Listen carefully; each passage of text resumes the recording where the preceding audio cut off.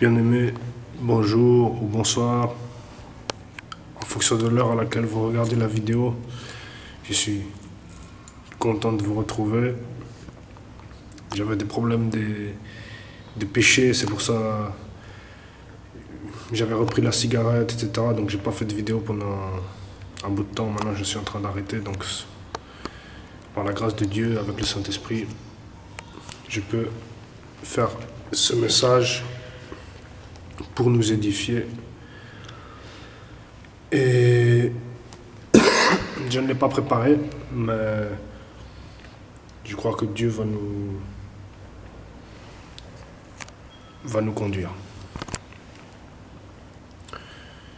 Donc je ne vais pas trop parler. On va prendre un verset que nous connaissons bien tous, qui se trouve dans Proverbes au chapitre 3. Et les versets... nous allons lire les versets 3 et 4. Proverbes chapitre 3 et 4. Proverbes chapitre 3, versets 3 et 4, pardon. Que la bonté, je lis pour sa gloire, que la bonté et la fidélité ne t'abandonnent pas. Lis-les à ton cou, écris-les sur la table de ton cœur. Tu acquerras ainsi de la grâce et une raison saine aux yeux de Dieu et des hommes. Donc, verset 3, Proverbe chapitre 3, verset 3. Que la bonté et la fidélité ne t'abandonnent pas. Lis-les à ton cou, écris-les sur la table de ton cœur. 4. Tu trouveras ainsi de la grâce et une raison saine aux yeux de Dieu et des hommes. Voilà. Donc le sage Salomon nous exhorte à conserver la bonté et la fidélité, à demeurer dans la parole de Dieu pour un jour hériter du royaume, hériter des promesses, rester avec le Saint-Esprit.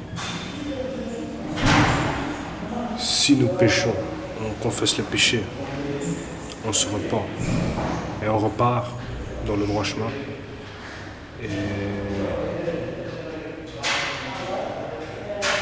Et on s'accroche, on persévère avec Jésus, jour après jour. On va prendre à présent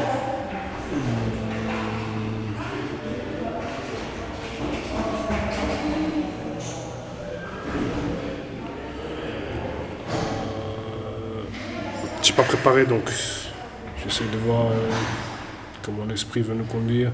Philippiens chapitre 4. Pardon. Philippiens chapitre 4. On va prendre les versets 4. On va prendre même 3 jusqu'au 8, je pense. Philippiens 4, versets 3 à 8. Alors je lis pour sa gloire. Et toi aussi, fidèle collègue, oui, je te prie de les aider, elles qui ont combattu pour l'évangile avec moi. Elles qui ont combattu pour l'évangile avec moi et avec Clément et mes autres compagnons d'œuvre, dont les noms sont dans le livre des vies. Réjouissez-vous toujours dans les Seigneurs. Je le répète, réjouissez-vous. 5.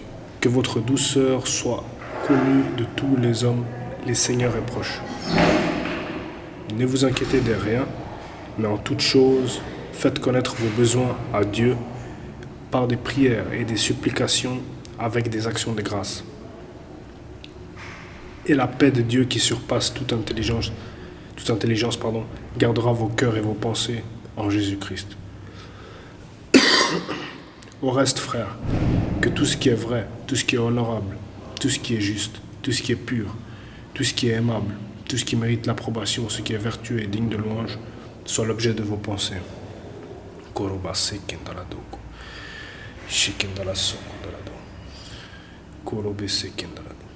Donc là, l'apôtre Paul, quand il écrit cette épître, il me semble qu'il est en prison. Il nous exhorte bien à toujours nous réjouir dans le Seigneur. Et il le répète même, réjouissez-vous. Et il dit de ne pas s'inquiéter, de manifester le fruit de la douceur, qui fait partie du fruit de l'esprit, la douceur, dans nos rapports mutuels, que ce soit avec nos frères et sœurs chrétiens, mais aussi avec les païens. Pas seulement avec les chrétiens, avec tout le monde. Donc voilà.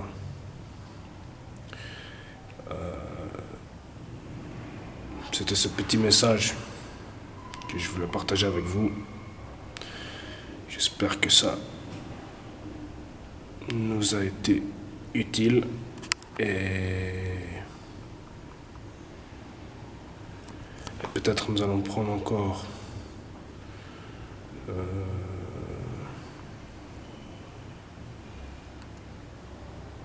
un verset dans Néhémie, chapitre 8. Je reprends les mêmes versets parce que c'est des versets que je trouve qui sont importants, bien qu'on les ait déjà ressassés. Néhémie, chapitre 8. Et nous allons lire les versets 9 à 11. Néhémie, chapitre 8, versets 9 à 11. Je lis pour sa gloire. Vous pouvez lire tout le chapitre à la maison si vous avez envie, le temps. Là, on lit les versets 9 à 11, mais vous pouvez lire tout le chapitre. Néhémie, le gouverneur, je lis pour sa gloire. Néhémie, le gouverneur Esdras, le sacrificateur et les scribes, et les lévites qui enseignaient le peuple, dirent à tout le peuple: ce jour est consacré à l'Éternel, votre Dieu. Ne soyez pas dans la désolation et dans les larmes, car tout le peuple pleurait en entendant les paroles de la loi. Ils leur dirent: allez, mangez des viandes grasses et buvez des liqueurs douces, et envoyez des portions à ceux qui n'ont rien de préparé, car ce jour est consacré à notre Seigneur. Ne vous affligez pas, car la joie de l'Éternel sera votre force. Les Lévites calmaient tout le peuple en disant: taisez-vous, car ce jour est saint, ne vous affligez pas. Amen. Le verset 10, je répète la fin.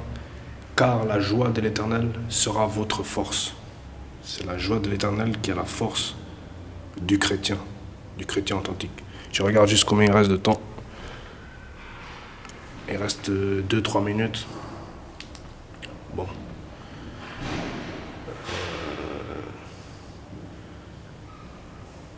Ce que je peux rajouter peut-être, c'est que Jésus, il est vivant. Il est tout puissant, assis à la droite de Dieu, le Père.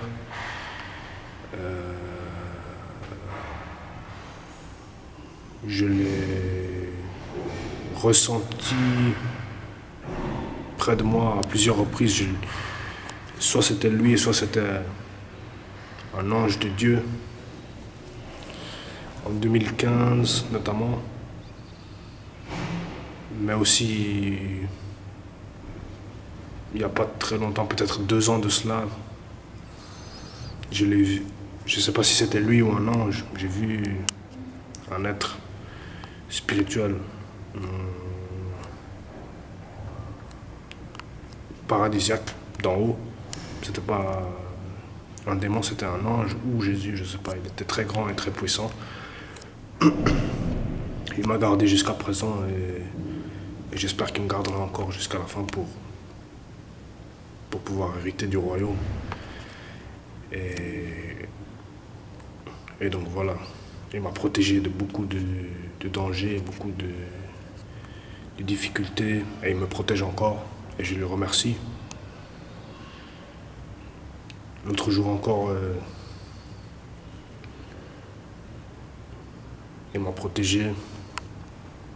Il y a des défis dans la vie, mais Jésus est là pour nous garder sous sa droite, puissante, triomphante.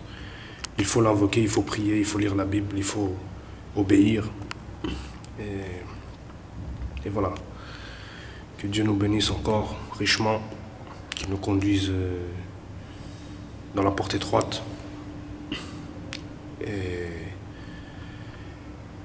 et qu'il nous bénisse, qu'il nous maintienne fermes jusqu'à la fin. Au nom de Jésus. Amen. Ciao.